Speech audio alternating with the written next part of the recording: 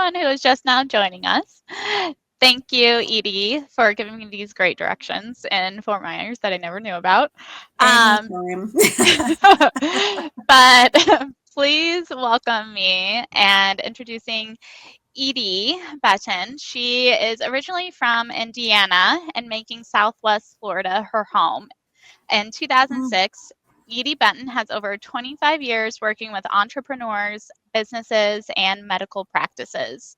In 2017, she started Cash Flow Strategies business coaching through her through her coaching. She provides her clients with the tools and strategies to help them set goals and be accountable to their business's success. Edie holds a BFA from Millikan University and is certified as an executive and strategic business coach. She has been a guest speaker on women empowerment event panels, podcasts, and special events. Edie values her community involvement by serving as chair of the Southwest Florida Hispanic Chamber, treasurer of the Southwest Florida Medical Group Management Association, Dress for Success director, the Horizon Council, ABWA, Women of Distinction Committee, and the Supplier Diversity Committee of the Horizon Council. She has supported Goodwill Industries by coaching their micro enterprise classes for the past 6 years and was a 2021 champion for Best Buddies.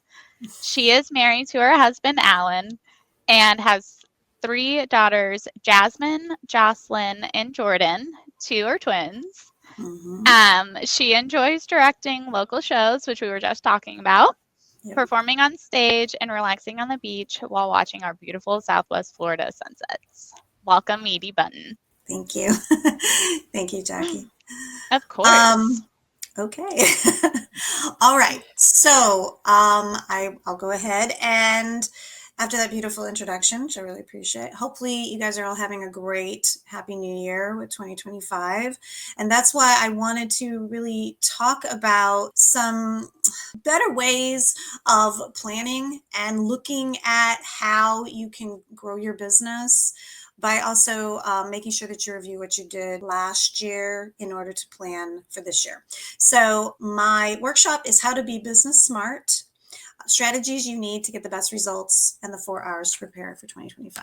Okay, so that's me. And she already, just from the introduction, stated that I do have a degree in fine arts from Millikan University, which is in Decatur, Illinois, for those in the Midwest. I'm originally from Indiana, and I moved to Florida in 2001, right around, the time of everything that happened with 9/11.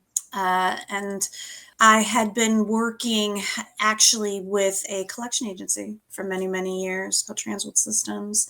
And as I was working with that business, I realized the reason that they were having so many issues with their receivables is because they did not have a strong enough business plan.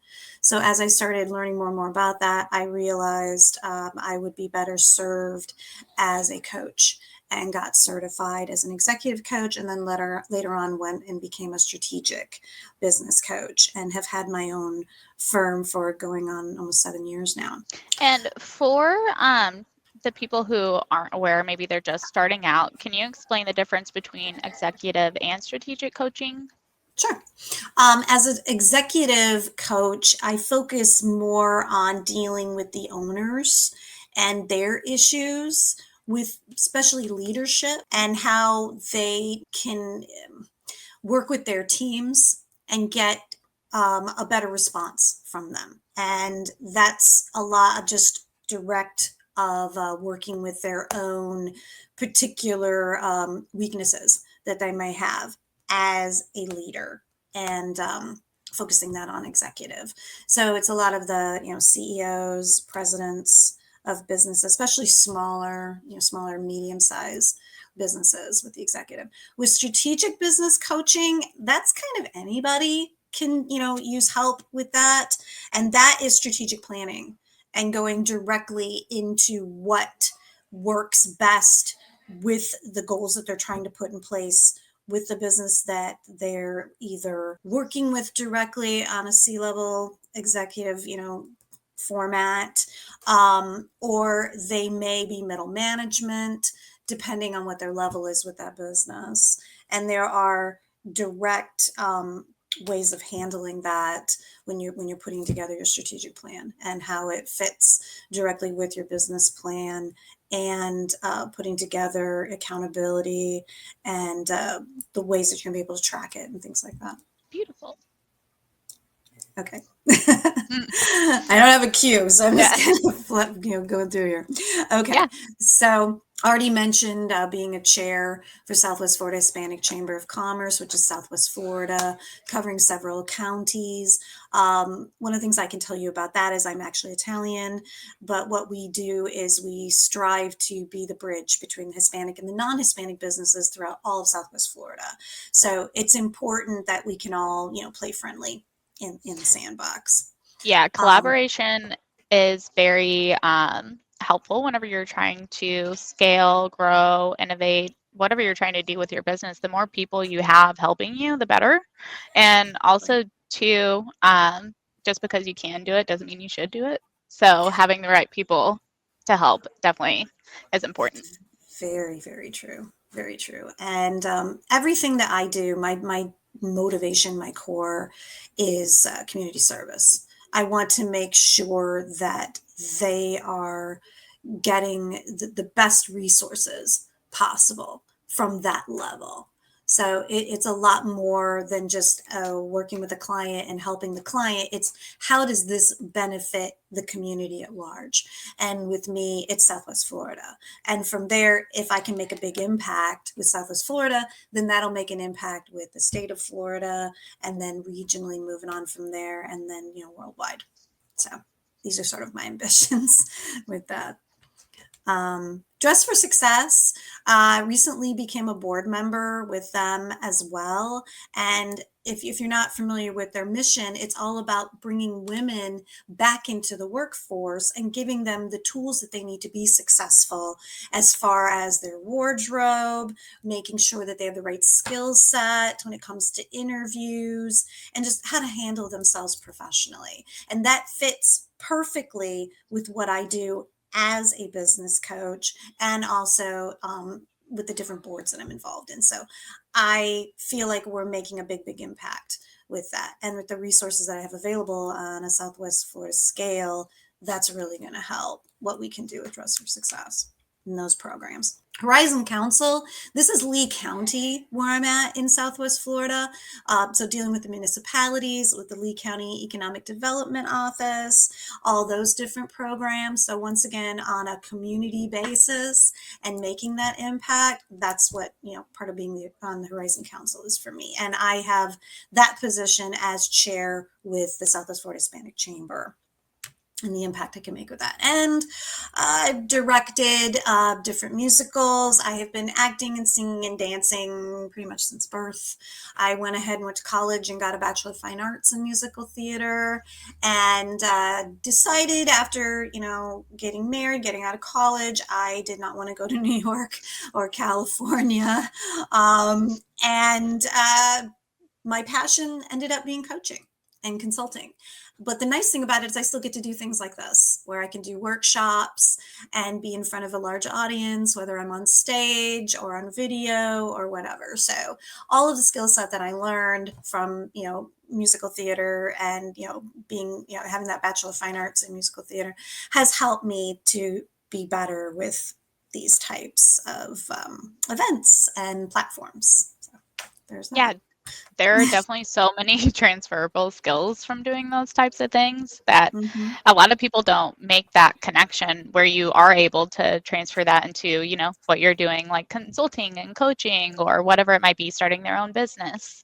Exactly. A lot of people are like, I have to do something with the degree that I have.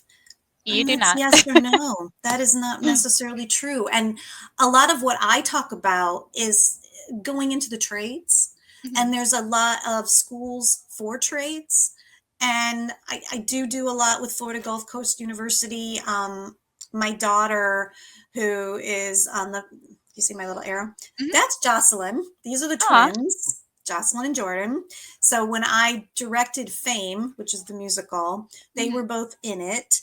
And Jocelyn, she went blonde at that time. She's now a junior at Florida Gulf Coast University. She originally wanted to do theater as a major, but then realized she wanted to do more in psychology. So she's doing psychology as a major and theater as a minor. And I think that's fantastic. I think she Yeah. can take that skill set and do a lot with it, especially when it comes to different counseling and programs and things like that. And then her sister, Jordan, is the artist, and she does more of projects, when it comes to her art, and she does a lot with her iPad and Procreate and marketing and things like that. So even though they are twins and literally 20 minutes apart, one wanted to go to college and be on campus and do that, and the other, she's living with her boyfriend and enjoying her business and doing great, and working on different projects and things, for herself and with me and with my clients, and it all works out great. And then there's my husband, who gets to be the dad of three beautiful daughters in their 20s now, and my mom, who, I got a lot of my skills and leadership and abilities. So I can I can thank her for that. And then, not to forget my oldest daughter, Jasmine, down here in the bottom. She's 25. The twins are 21. She's been on her own for many, many years. And she has skills in cooking and art, and she's been a general manager of a entertainment company for many, many years now, and doing great. So I can honestly say I'm a very proud mom of my three daughters, and now I'm in a time period where I'm helping out my mom because she's 81 and needs that support. So your life transitions quite a bit, Yeah. depending on what's going on. Yeah. You always have Mhm. to pivot at some point, and whenever you need to pivot, you need to look at what you have going on and seeing how what you need to address immediately, what you don't need to address, what can maybe hold off for a little bit. How can I Mhm. pivot? Do I need to like if do I need additional help? Do I not need additional help? Exactly. Yeah. And most importantly, not being afraid to ask for that Mhm. help. You don't need to do Exactly. it all yourself. And honestly, you shouldn't do it all yourself. It's impossible. That is It the only thing that's impossible is doing everything yourself. Very true. Very Yeah. true. Okay, so how to be business smart and the 4 hours to prepare for 2025. All right, so the first thing, when we're talking about goals and the must haves, and a lot of this will be basic, so please just bear with me, but it all ties down to having a strong foundation and building it up from there. One of the things I was talking to Jackie about before we went live was there are 7 stages to your business when you're starting out, and then they're like building blocks. You can't just jump from 1 to 7. You have to go, step by step by step. You could be in business for 10 years and still be at 1 or 2 and not be ready to move up, depending on what's happening with your business. So the first thing that I like to talk about is making sure that your goals are written down. This is really, really important because a lot of people will have goals up in their head and things that they want to do, and for whatever reason, they may be afraid to write them down or don't have time to write them down or whatever their excuses are. But when you write something down, you're committed to it. And that is extremely important, because if you don't have that commitment, nobody else is going to force you to be successful with those goals. So I always say you need to write those down. Second, keep them simple. If you overcomplicate them, then that's going to also give you an excuse to not want to follow through with them. And also, few words as possible. Once again, going back to keeping them simple, clarity is key to this. And the more specific and clear you can be with your goals, the easier it is to be able to look specifically at what you're going to be accountable to. And we'll talk about this a little bit later, how to track those and make sure that you're getting the results that you need to have. Okay, so the next part is SMART goals. Now, I'm sure with 100 some, I think she said there was 150 of you called today.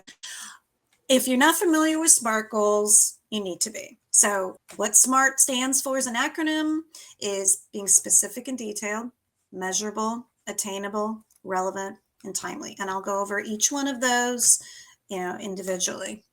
So specific, like I was saying, good goals are not ambiguous.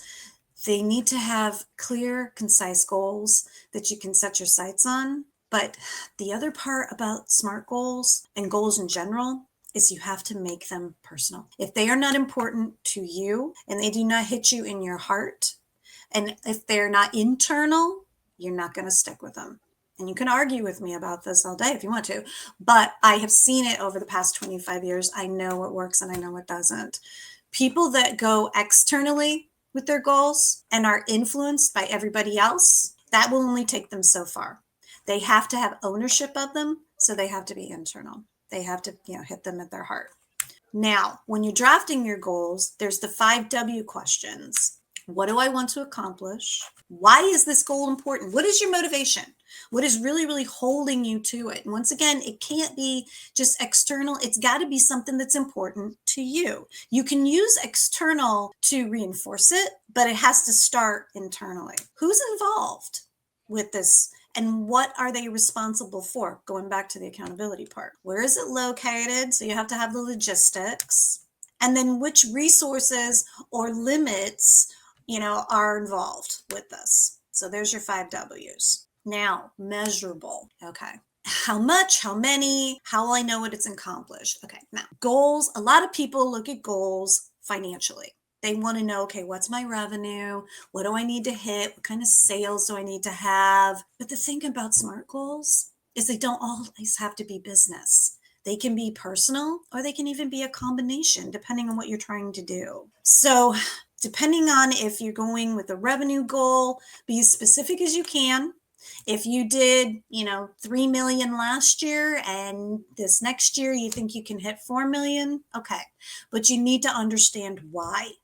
And part of that with the measuring is, what did you do the year before? And then prior to that, what did you do? And then based on that, what were the percentages of increases based on that? Now, the other part you want to look at, and I was talking to Jackie about this too, is if you were in business back in, 2020, you can look at 2019 to 2020 and say, okay, I did great. I had a 50% increase. If you were in the tech industry in 2020, when COVID hit, your numbers are going to be through the roof. And then if you were in the hospitality business, then they crashed. So I like to call that the oopsie year. Don't use those as stats moving forward.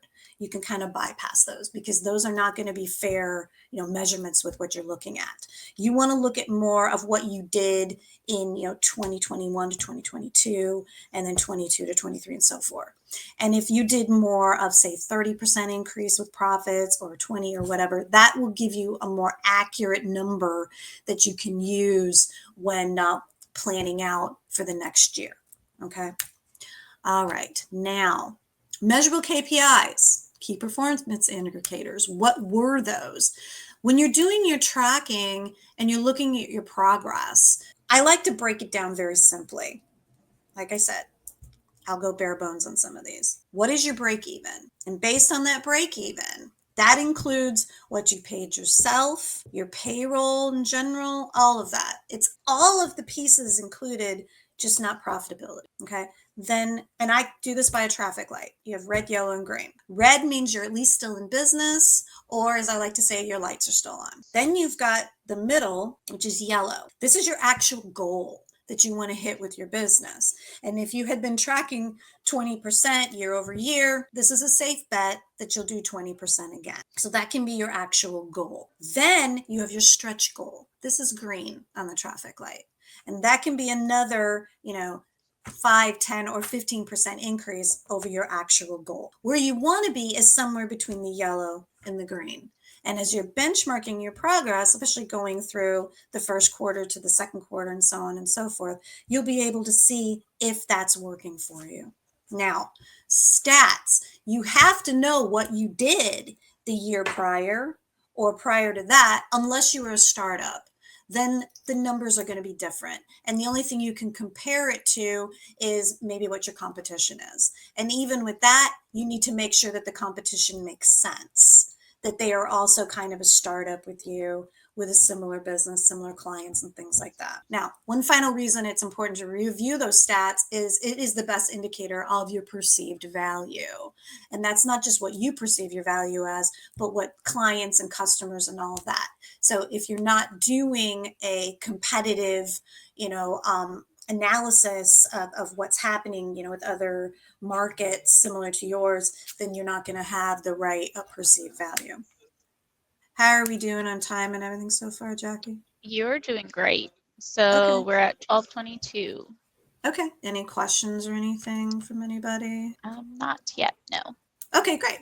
Okay, now this next part, I think it's really important you do it every single year. Especially now, starting things off. If you have never done a business concept statement, let me explain what it is. It answers 7 basic questions about your business. And also understand this can be whether you are starting your business or starting over. In our case, we had COVID that really kind of messed things up for us. But then also when Ian hit, that was either a big boom for those in the construction industry, especially roofing companies and stuff. But hospitality, that was devastating for Yeah. us in our area. We really had to pivot with that. So these 7 questions, the answers can change over time. It's not something you're just going to kind of write out and it's the same every year. It doesn't necessarily mean that. Okay, so the first question is, what does the product or service do? Now, the way that this is going to work is it is not super descriptive, not colorful language. You want to keep it almost kind of boring. This is what you would be sharing with somebody who's interested in investing in your business, or you're going to a bank for a loan. Keep it that kind of language. And your business concept statement is the paragraph of 100 words or less, or a couple paragraphs that someone would read before they would go into your actual business plan or feasibility plan if you're just starting your business. So first question, what does your product or service do? Second, how is it different from other products or services? This is super important, because if you don't understand what differentiates your business and the product or service that you have from other companies in your area, and this also depends on your target market of where you're hitting. Are you nationwide? Are you regional? Are you state? Are you local? Where are you really trying to focus your energies to get those clients or those customers? So the first question you ask is, why do these businesses want to use your type of service or your type of business? But then more importantly, why use you? Because if you don't have that differentiator, that's going to be difficult later on in scaling your business. Who will buy it? This is specifically your target market. Now, depending on the type of business or market you're in, you're dealing with either commercial, B2B, consumer, B2C, or a combination. And when I'm talking to my clients, I always ask them, if it's both, there's a percentage. Are we doing 50-50? Is this more of 60-40, 80-20? You need to know this. And the way that you can calculate that is by doing an ABC comparison with all of your clients and seeing where you're getting the most revenue, where you're getting the most referrals, whatever that might be. And then seeing from there, are you doing more from a commercial perspective? Are you doing more from a consumer perspective? Or did you completely switch because of something that might have happened, that affected your business? And obviously, I'm going to talk about Southwest Florida because that's where I'm from. Looking at COVID, how we had to pivot with that, using more technology. I had to do more webinars. I had to get really comfortable doing Zoom calls. And something you need to understand about me, you see I talk with my hands, that's the Italian part of me, but I'm also a huge extrovert. I'm much better in a live audience or one-on-one with people and interacting. So I can't see any of your faces. So I'm literally looking at a little green dot and hoping that my face looks okay and that you can understand me and I'm getting across to you. So it's a little hard, to interact when I can't see what you're saying or what you're doing with me. So I had to pivot to understand how that felt. So depending on your business, it's the same thing. Now, this next one, why will they buy it? I think is the most important question in this business concept statement. It says price is listed first. I want you almost to strike that out, because if the only thing that differentiates you from your competition is your price, you're not going to make it. because everybody can undercut you, or they're going to be able to find ways to, make their price lower because they're not getting the certifications or doing the things that they need to do. We had a lot of issues, and Jackie can, back me up on this, when Ian hit, of people coming down from the Midwest and all over the place as contractors because they're like, "Ooh, everybody needs a roof. Everybody needs this. Everybody needs that." But that doesn't mean that they were legit. And there was Right. a lot of problems with that. So unfortunately, a lot of, especially elderly people, because we have a huge elderly population here in Southwest Florida, got taken advantage of Oh, because definitely. they didn't vet out these contractors. They didn't vet out, their license or anything like that. And the rule here is you have to be licensed in the state of Florida, period. Especially during a natural disaster or a Correct. Correct. So we actually had a website and a phone number that we provided through the Horizon Council with Lee County, and we collaborated with Collier and some of the other counties in the area and their, economic development offices and disaster teams, so that they knew there was a resource to find the right contractors and the ones that you should be working with versus the ones you needed to avoid. So we also were too. able. Go ahead. Oh, sorry. No, I was you're just fine. going to say also too, whenever you're straightforward, honest, you set the right expectations with whoever you're talking to, whether it's already a client of yours, a potential client, Mm-hmm. they don't mind paying a little bit more if it's worth it, if the Exactly. value is there. So Exactly. the whenever I had my own sales team, I told them never ever focus on sales at all. Focus on the conversation you're having and how you can help them find a solution. Everything else comes after that. Yes. And that's where the perceived value makes all the difference, because Mhm. too many people, I know to say this tactfully, so forgive me. I'm a realist. So everything that Mhm. comes out of me, I just shoot from the hip, and you Yeah, may not like what I have to say, but you'll know I'm saying it in your best interest. I right. need to do that as a disclaimer, anytime I talk. But especially after, like, I'll use COVID, perfect example. I did a podcast a while back with a local podcaster here, and I was talking about how I was working with a real estate company at the time, and their numbers were phenomenal because everybody was moving down here. And the market, you could sell a house at 4 to 5 times its value. It was insane. And my whole thing was, okay, that's great. That's wonderful. But what happens when things aren't so awesome? You need a backup plan. You need to be able to pivot and make sure that you can still stay in business when you don't have those type of numbers coming in anymore. And oh my gosh, they were so mad at me. They were just like, how dare I? And I'm like, I'm sorry. I'm a realist. I Mhm. sorry, but not sorry. Well, you But have to be real when you're doing these things, you know? exactly, exactly. And unfortunately, they didn't stay my client, but that's okay, because I only need to work with those that are willing to hear the truth and are Mhm. willing to do what's best for their business and understand the motivations behind it. So, the other one, going back to this, provides a sense of safety, security, or well being. That is a big why that somebody would want to use your products or services.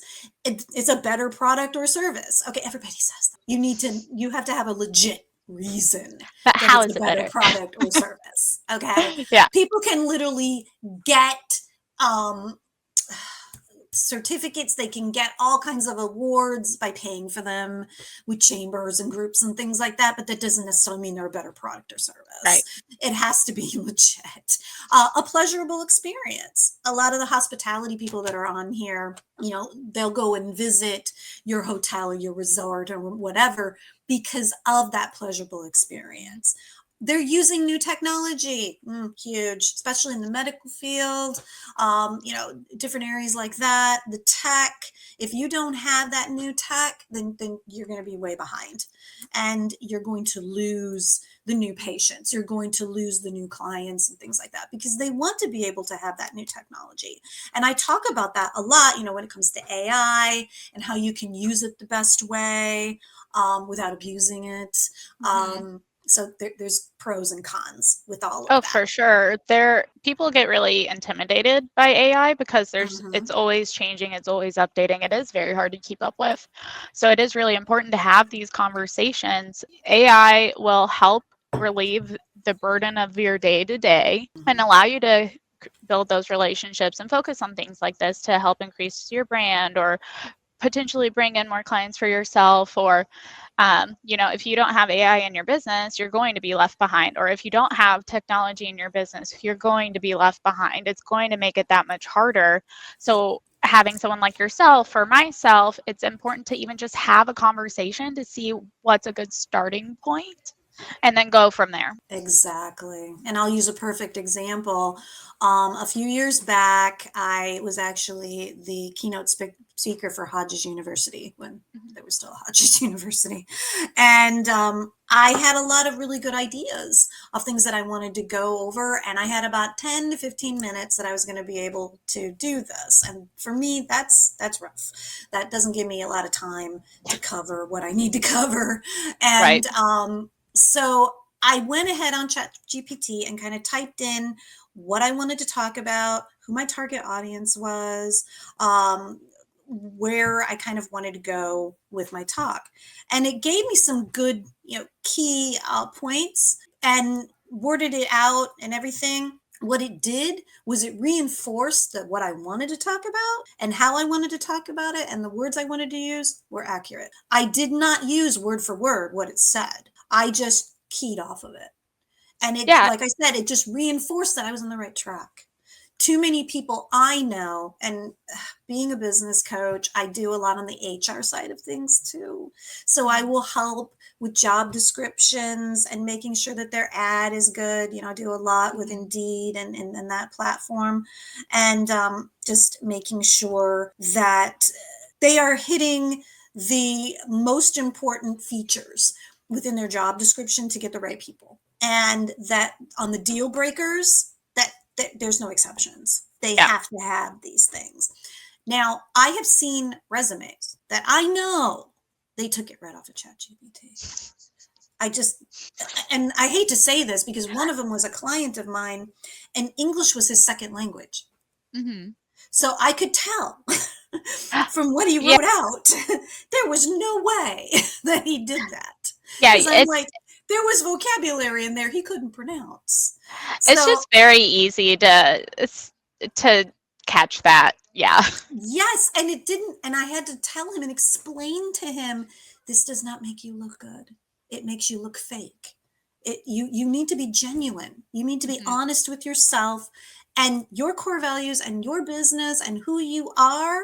That's too important. When you start thinking you have to be somebody completely different and that's going to bring you clientele, it may bring you some in the beginning, but it's not going to last. Yeah. It's not going to build. It's not going to get you the referrals. It's you being you and being genuine to who you are and understanding what differentiates you. That is what's going to make you successful and And help keep you successful. yeah, and I'm gonna say that it is your own unique quirkiness and, the way you speak and your gestures. That's what brings people to you is your authentic energy, and you're going to find the right people for your business that way than what Exactly. you were just saying. The people who might try you out and then maybe never come back again, or they don't necessarily understand it, or maybe the messaging just isn't for them, and then, just it's a snowball effect. It is. And it's sad because so many people suffer from imposter syndrome. And I could literally do a workshop just on imposter syndrome for a good hour or two if I wanted to,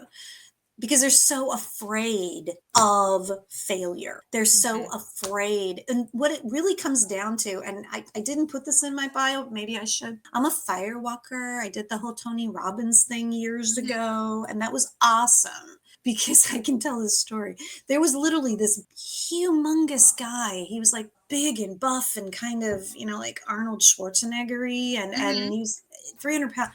And we were just getting ready to walk on the coals after we did the whole mindset thing with Tony to, be able to handle it with the cool moss and it's not going to hurt you and all this. He chickened out right in front of me. And I was like, okay, what just happened here?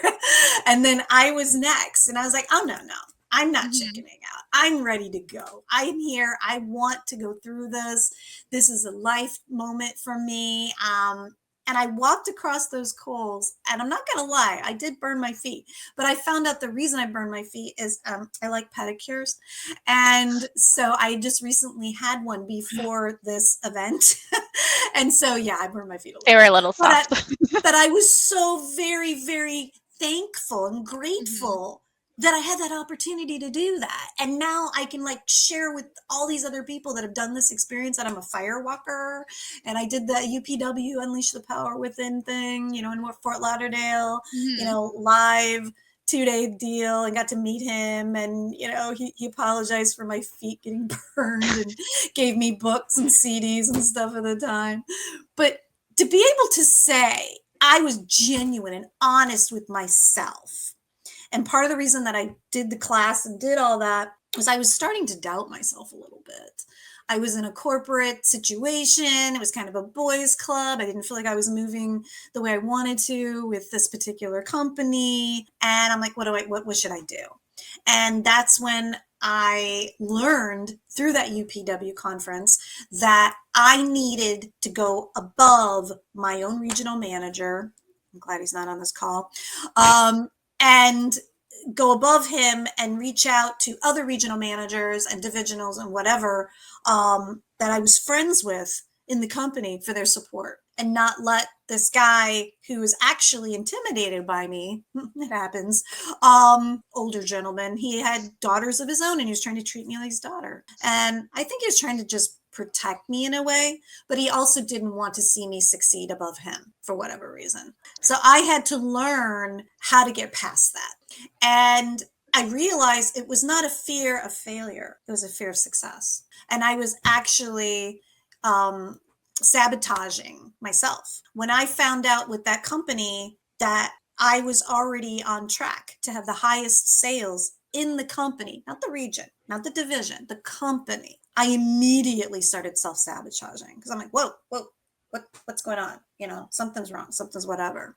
And he was getting in my head. And ironically, that was the same time I got pregnant with my twins. And through that whole process, he was convincing me maybe I should step back. Maybe I shouldn't do this. I was on track to be a district sales manager and move up the corporate ladder within that company. And he wanted to keep me a salesperson because he was going to make more commissions off of me. Once I became a district sales manager, then his cut dropped. I hate saying this, but it's the truth. So I learned how my value was important. And going back to my daughters, a role model for them. So when everything started to go down with that experience, and then I realized I had to get away from him. I needed to open my own office because this was happening on the east coast of Florida at the time.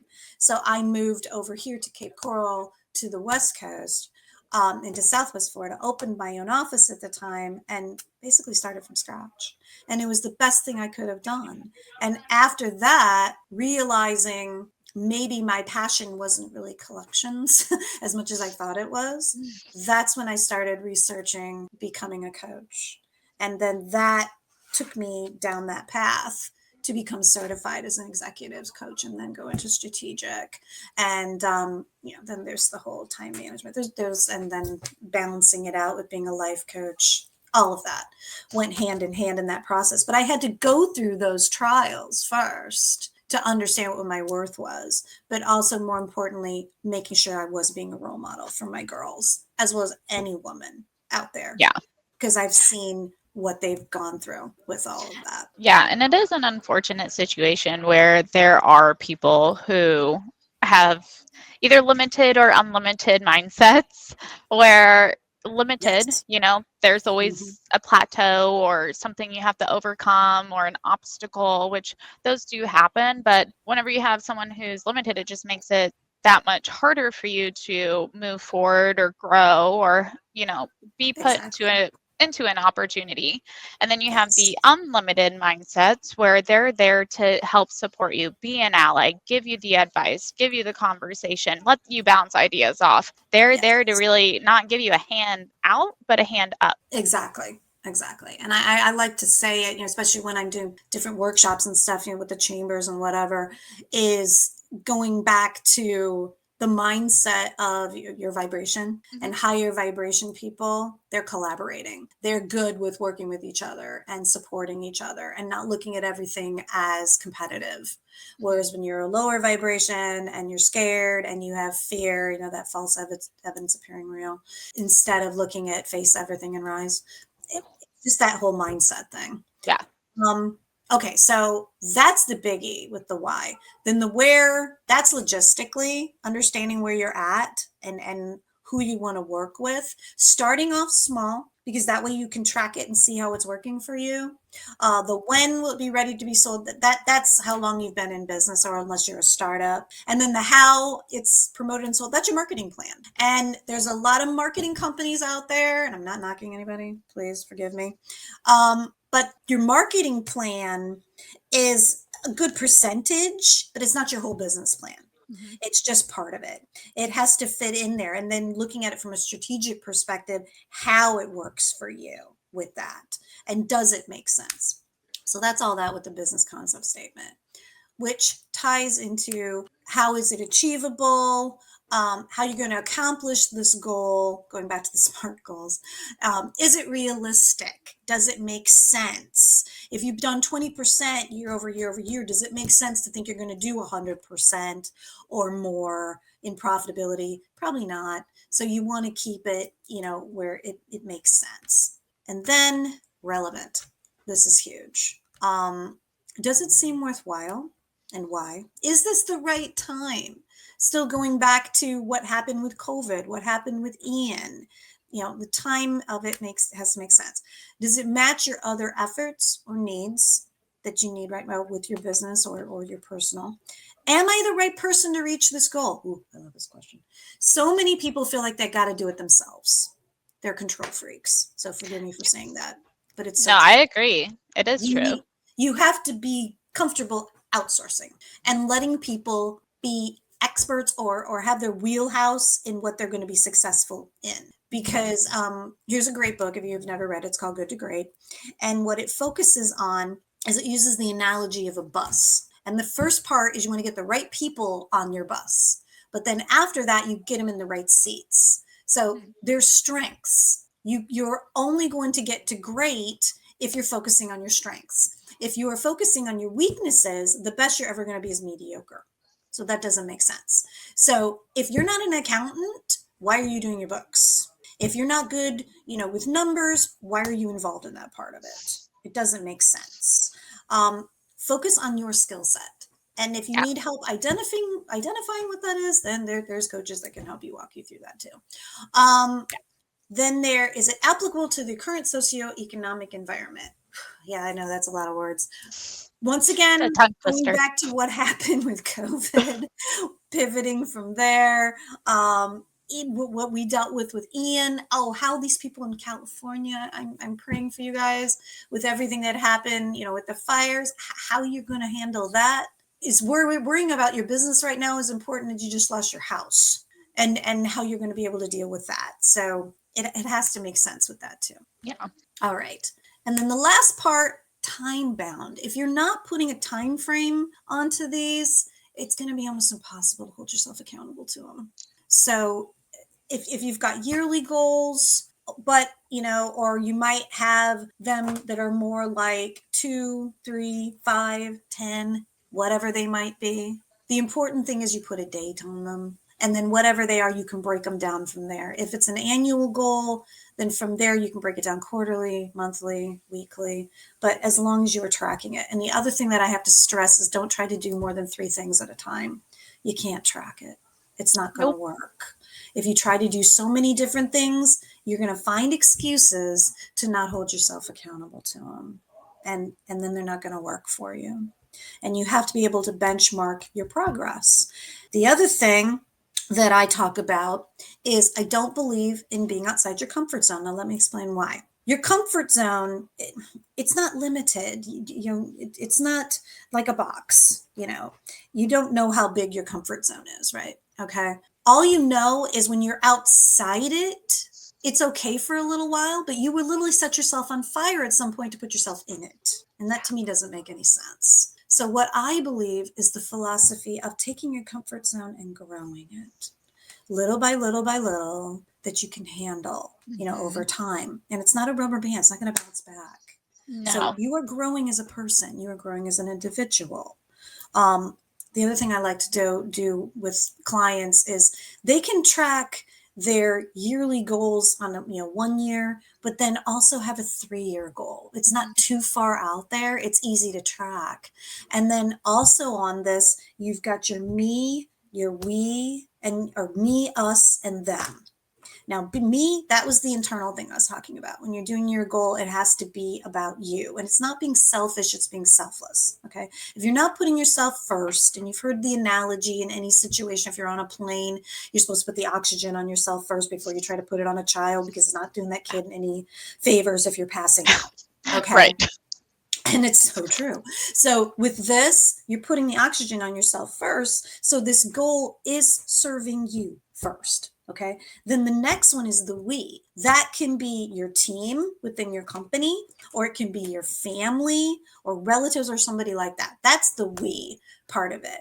But then the great thing with the goals is the them. Now, the them, that is all about how it's affecting the community, what you can do to impact others, what is going to be your big impact on this world later on. A lot of people think about that. How am I going to be remembered? What's my legacy? Okay.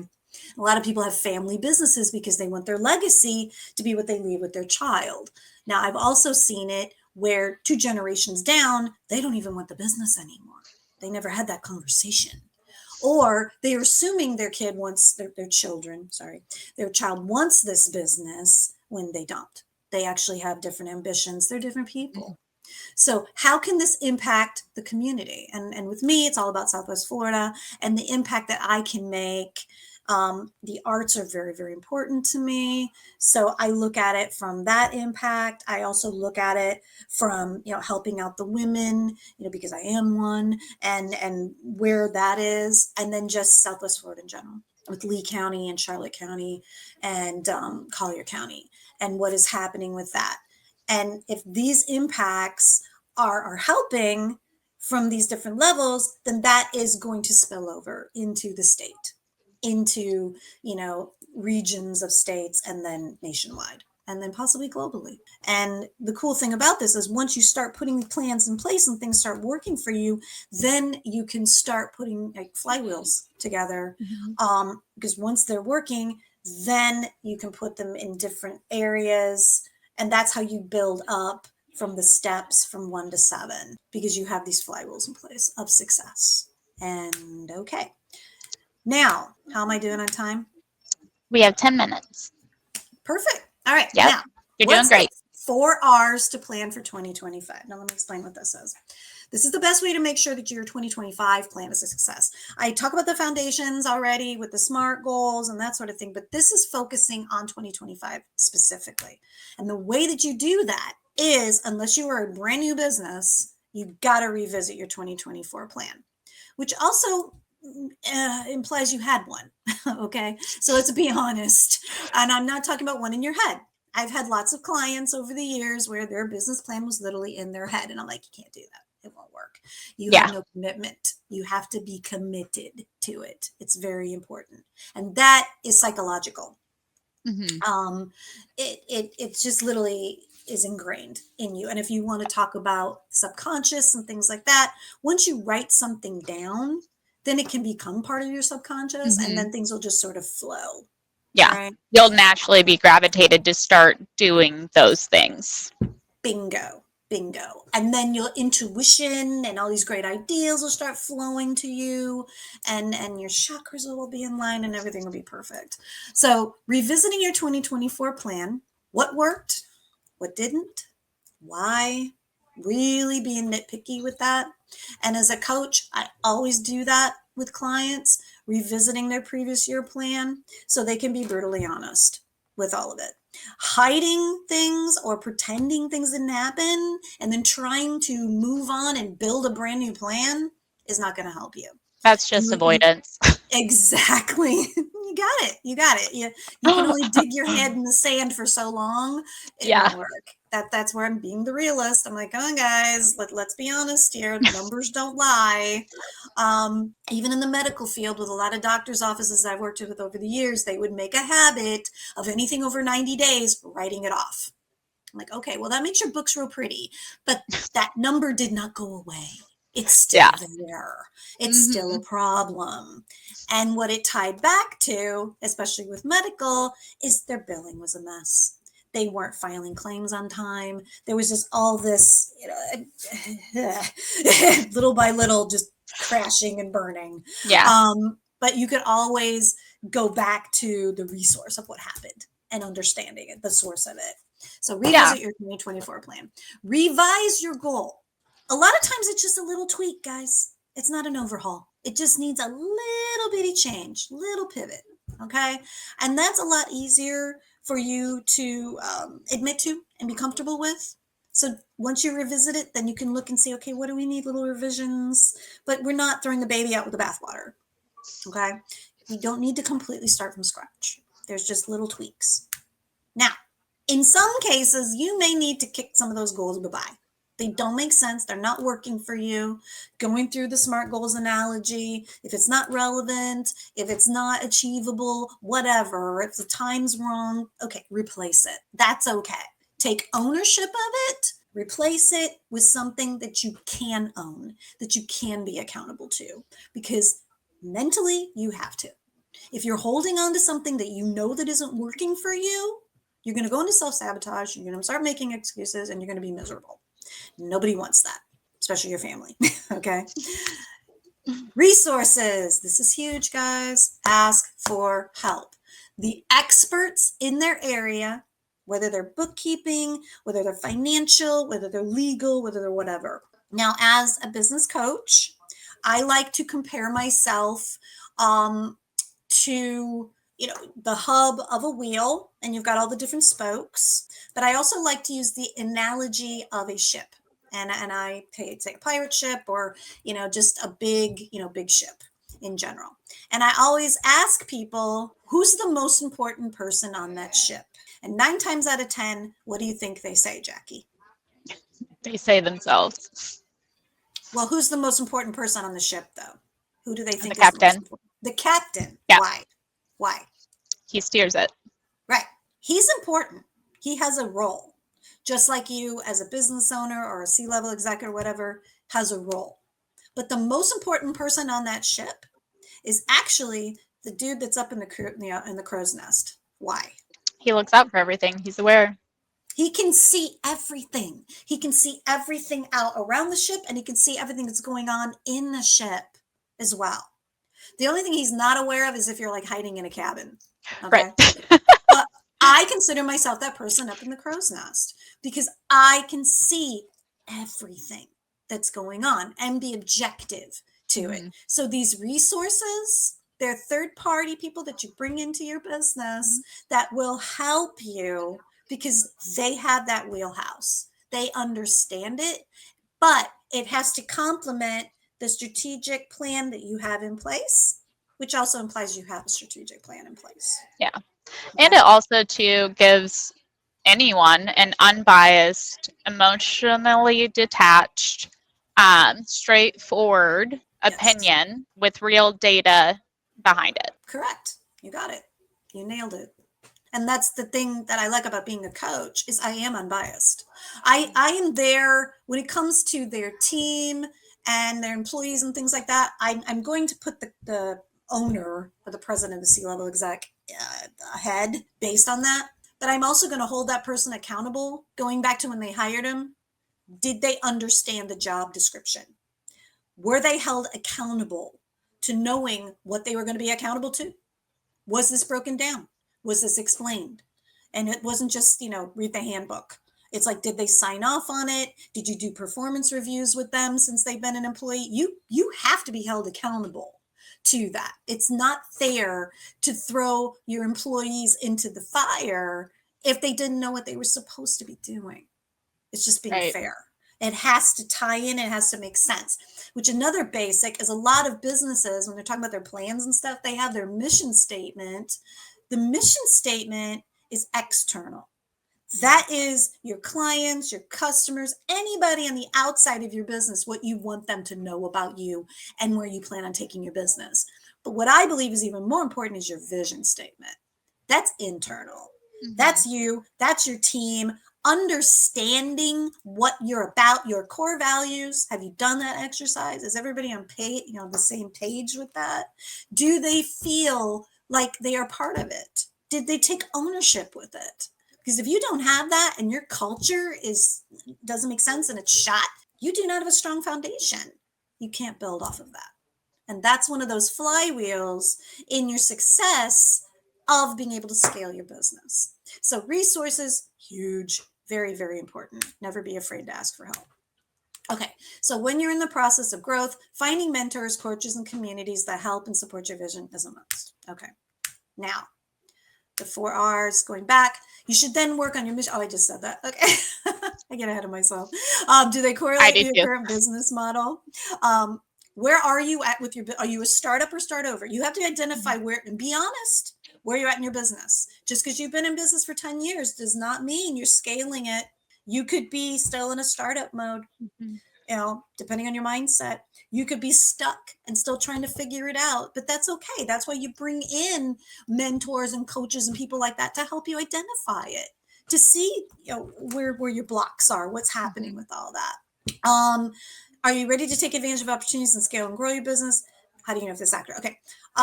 Dashboards. Do you have these resources? They're very easy. Most of them are Excel spreadsheets, basic things like that. I have all kinds of tools Mm-hmm. that you can customize based on your own personal goals. You can break them down to the ridiculous where you want to do them daily, weekly, whatever works for you. Yeah.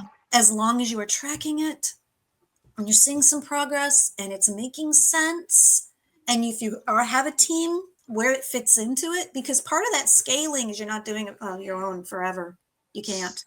You Yeah. have got to bring in either a virtual person to help you on some level, or employees, or something like Mm-hmm. that. Oh, that was something I fought with for a while, because Yeah. as a coach, I'm like, nah, I can do this myself. Oh, no, I can't.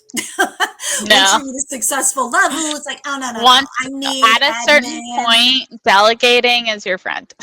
Oh, big time. Bringing in that admin, a virtual assistant. You can do my, social media. You can handle this. You can handle that. It's beautiful. It's Yes. beautiful, because you need to value your time, And you're and much happier. definitely, Yeah. definitely, because you are doing your wheelhouse. You are Mm-hmm. doing what you need to be doing. I'll use another example. I had an attorney that I was working with in Naples a while back, and she was struggling because she had too much on her plate. She was doing family law, she was doing criminal, she was doing whatever. And I said, well, what's your bliss? And what it really was the family law. She hated Mm-hmm. criminal law. I'm like, then why are you doing it? Yeah. Get rid of it. Phase it out, give it to another attorney, whatever. If you get them in, then you have a referral source. That was Mm-hmm. done. The other thing was she'd never done an ABC comparison of her client base. And I went, interesting. She had been focusing too much of her time on C-level clients, and she was wasting her time. She's supposed to be doing 450 and up billable work because it's her company. It's, she's the attorney. She has all the but she was doing $75, 150, that type. And because her plan was kind of a mess and she wasn't prioritizing where she needed to be because she really didn't know, what it came down to, as I said, you need a paralegal. Bring in a paralegal. You can focus on the A's, maybe a little bit B's, and then convert them to A's. And Mm-hmm. then she can handle the C's. If there's any D's, weed those out. And then bring the C's to B's. Mm-hmm. And once she did that, turned her whole business around. She wasn't stressed out anymore. She didn't feel burned out. She didn't feel like she was spinning her wheels. She was more prepared to take care of these higher clients where her time needed to be. She could review what her paralegal was doing very quickly, if something needed, but she wasn't working on it. It wasn't her project. So that made a big difference too. Okay. So let's put what we learned to work. And now you know how to be business smart and prepared for 2025. Yes, it is very important to actually make these actionable and implement Mhm. them. Otherwise, it won't make a difference. But thank you Exactly. so much, Edie. This has been such a wonderful conversation and a great refresher for myself. And I'm sure this has been so useful to everyone who has joined us today. So if you need to contact myself or Edie, feel free to reach out. I'll be sending over the recording to anyone who registered. So if you weren't on here, don't worry. And I'll include Edie's information so that you can reach out to her as well and have a conversation and maybe just see how you can grow. Edie, did you want to say any last words to everyone? Sure. I am honestly throwing my services out there. If you want me to do a review with you over your plan, no charge, just, to kind of have a conversation, kind of see where you're at with things. I do have the capabilities to work with clients on a national level, through webinars, through phone calls, whatever medium works best for you, whatever platform. And just to make sure that you are going to be where you need to be and have that strategic plan for 2025. And I hope I get a copy of this too, because I love to see how things turned out, with the Yes, I'll workshops and stuff that I'm doing. Because like I said, I'm staring at a little green dot, little green light bulb, yeah, and I know. so I'll curious to see what definitely, I look like on the other side. yeah, I'll definitely send this to you, Edie. That way, you can send it to your clients as well. Share it on Perfect. your own social media, Oh, and I will. I will for sure. It will be there. yeah. Well, thank you again, everyone. I will see you next time. Thank you.